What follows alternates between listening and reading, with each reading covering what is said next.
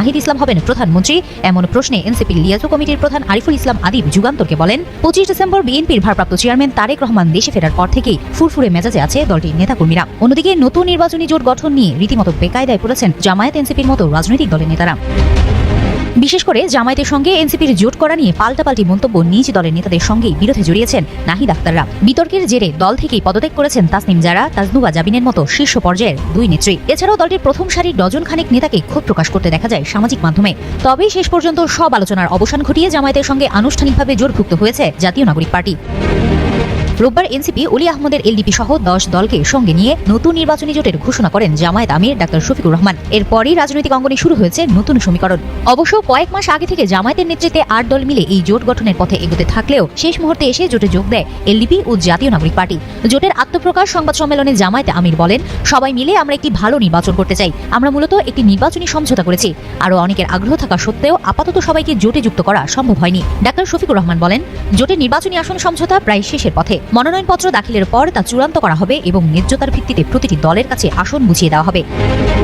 এদিকে এনসিপি ও জামায়াতে ইসলামীর নতুন এই জোট আত্মপ্রকাশের পর প্রশ্ন উঠেছে, নির্বাচনে যদি এই জোট একক সংখ্যাগরিষ্ঠতা অর্জন করে এবং সরকার গঠন করে, তাহলে কে আসবেন প্রধানমন্ত্রীর চেয়ারে? গুঞ্জন রয়েছে নাহিদ ইসলাম প্রধানমন্ত্রী হবেন এমন শর্তে জামায়াতের সঙ্গে এর আগে জোটের প্রস্তাব দিয়েছিল এনসিপি। তবে জামায়াতের পক্ষ থেকে এই দাবি প্রত্যাখ্যান করা হয়েছিল। এই কারণেই জামায়াতের সঙ্গে এনসিপি নেতাদের দূরত্ব বাড়তে থাকে বলেও সমালোচনা রয়েছে। বিশ্লেষকদের মতে ভোটের মাঠে আওয়ামী না থাকায় বিএনপির শক্ত প্রতিপক্ষ হতেই শেষ মুহূর্তে এসে জামায়াতের সঙ্গে জোটভুক্ত হয়েছে এনসিপি।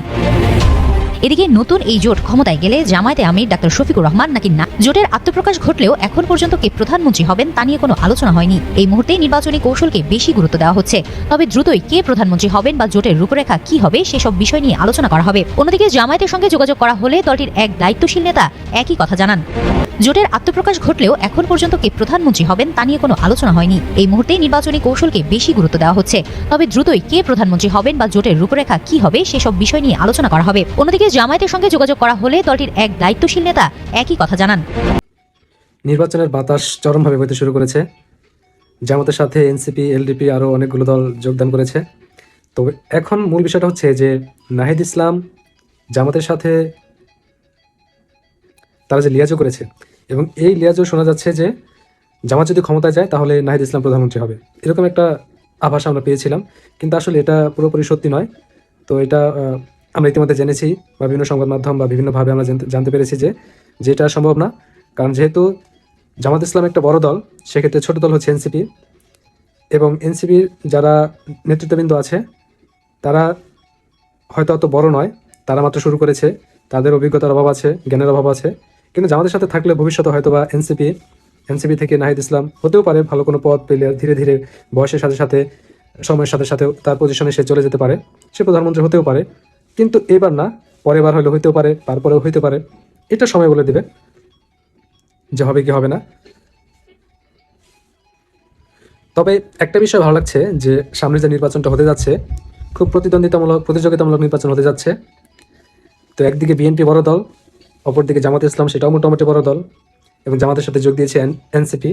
তো তারা আরেকটু স্ট্রং হয়েছে। এদিকে বিএনপির সাথে অনেকগুলো দল লিয়াজো করেছে।